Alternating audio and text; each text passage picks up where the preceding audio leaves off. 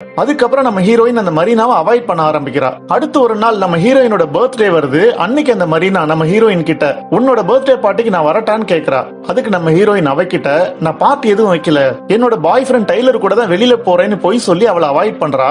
ஆனா அன்னைக்கு ஈவினிங் நம்ம ஹீரோயின் வைக்கிற பார்ட்டில அவளோட அம்மா, க்ளோஸ் ஃப்ரெண்ட்ஸ், அப்புறம் அவளோட பாய் ஃப்ரெண்ட் எல்லாருமே கலந்துக்கிறாங்க. சூப்பரா செலிப்ரேட் பண்றாங்க. அதுல ஒரு ஃப்ரெண்ட் அந்த போட்டோஸ் எல்லாம் எடுத்து Facebookல அப்லோட் பண்றான். ஆனா அந்த போட்டோஸ் எல்லாத்தையும் மரீனா பாத்துறா.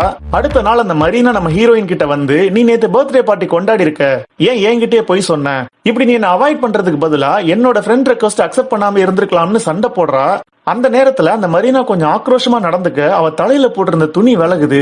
அங்க அவ தலையில பின்பக்கம் முடியே இல்ல. அவளுக்கு ஹேர் புல்லிங் டிசீஸ் இருக்கு. இப்ப டைனிங் ஹால்ல இருக்கிற எல்லாருமே அவளை பாக்குறாங்க.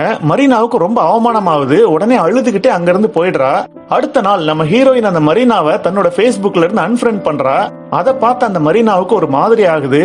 ஏன்னா இருந்த ஒரு ஃப்ரெண்டும் போயிட்டா. இப்ப அவளோட ஃப்ரெண்ட் லிஸ்ட்ல 0ன்னு காட்டுது. அதை பார்த்து அவ அழுவுறா.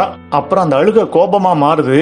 ஒரு நாள் நைட் நேரத்துல நம்ம ஹீரோயின் ஏதோ சத்தம் வர எந்திரிச்சு வந்து பாக்குறா. அங்க அவங்க வீட்ல ஒரு வித்தியாசமான கண்ணாடிய பாக்குறா.